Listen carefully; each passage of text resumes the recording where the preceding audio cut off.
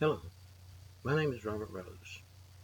I am a disabled Marine veteran who on Friday, July 26, wanted to provide Senator Marsha Blackburn with research as to why 22 veterans commit suicide daily.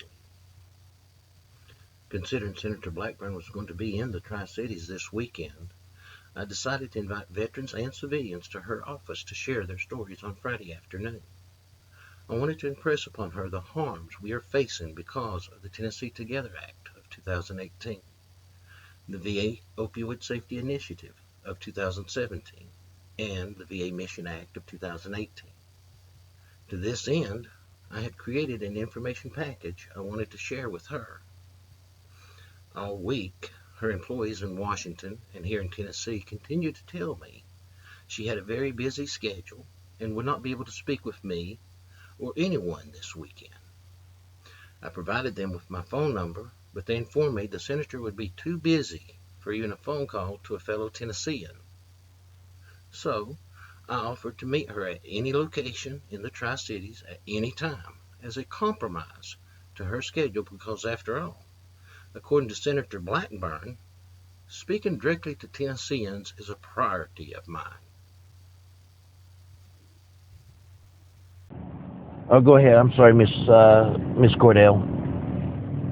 Like I explained yesterday, the senator's schedule for this visit is filled, so there isn't time, for a meeting. I've certainly have forwarded on to our Washington office to let them know that you are requesting a meeting. I'm also letting our field representative know that you're requesting a meeting. Well, do you think your field rep can stop by tomorrow afternoon and maybe talk to a few of the veterans that are going to be speaking with me? He will actually be in other meetings tomorrow. Oh, so he's busy also. Yes, sir, he is. After arriving at Senator Blackburn's office at 1 o'clock, I expected to be able to provide the information packet to Miss Cordell.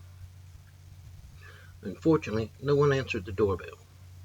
I did, however, notice movement in the back room, a cup of coffee on her desk, and a lady's purse in a chair, so I figured they were still busy with lunch.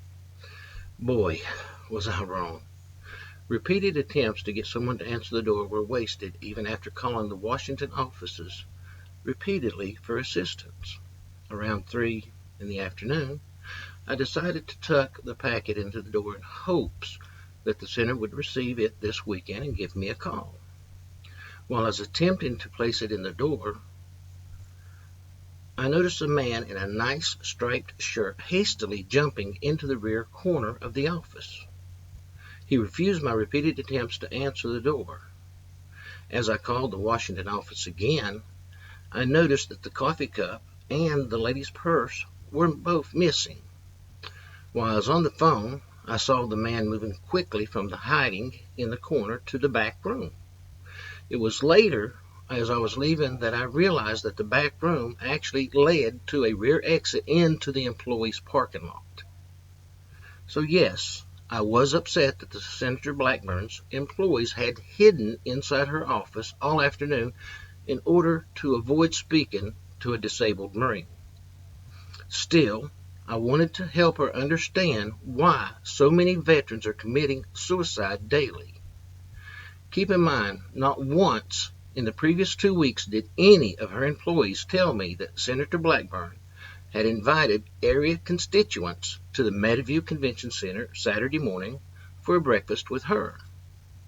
Instead, listen to what was said about the information package, and when I suggested that I should go to the breakfast the following morning to deliver the information myself.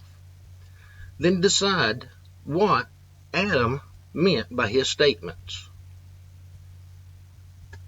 But I would set the package down and walk away from the office. Why? Once again, sir, I would set the package down and walk away from the office. I guess I'll be seeing Senator Blackburn tomorrow morning at the conference center. I wouldn't do that either, sir. Why? Whoa, why not?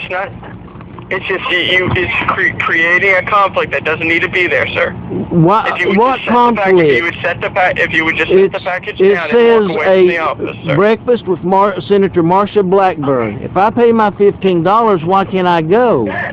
You're welcome to go. It's a public event, sir. But you just told me not to. No, I did not say not to, sir. I said I wouldn't. Now, those are some very interesting comments from Senator Blackburn's office supervisor, Adam, there in D.C. I'm still not certain what to make of them. Do you? Anyhow, shortly after this exchange, Jeff, also from the D.C. office, called to say Ms. Cordell would return to accept the paperwork I had for the senator. It's funny how for 2.5 hours they were unable to get in contact with that office, but when I suggested I might be going to the senator's breakfast, they got a hold of Miss Cordell real quick.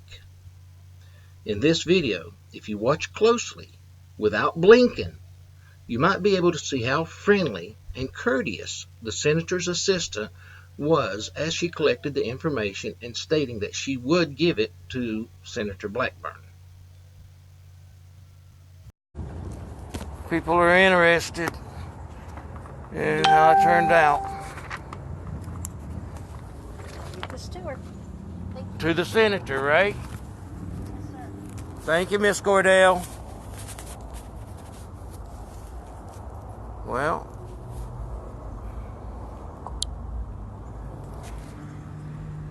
you heard Miss Cordell. She said she would give that paperwork to the senator. So now the senator has no excuse. She's got the information. She cannot deny it anymore. And I don't have to go to Kingsport tomorrow.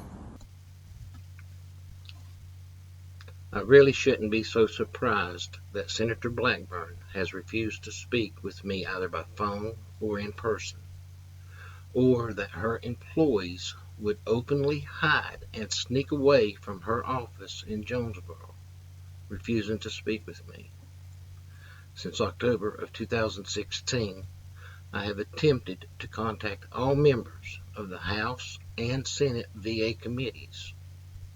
Since President Trump's inauguration, I have made videos, phone calls, sent emails, snail mail, and lastly, certified mail with all the research I wanted to provide to Senator Blackburn this weekend. Government officials have known since 2007 with Dr. Siobhan Reynolds and Dr. Alex DeLuca's testimony to Congress the harms to come by denying pain medications. If Senator Blackburn would have relented and spoke with me, she would be one more member of Congress who cannot deny the truth behind the deaths and the suicides. Her refusal is no different than the Health and Human Services lack of action in May of 2019. President Trump, Senator Blackburn, and the rest of Congress are all searching for plausible deniability, when in fact they know the truth. The Health and Human Services own department, the National Institute of Health, warned them in 2009 and again in 2010 the dangers to millions of Americans with chronic pain disease. So making their apologies in May of 2019, worthless.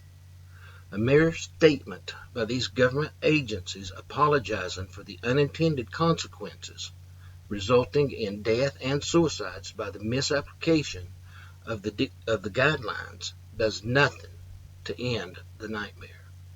Apologies do not save veterans or American lives.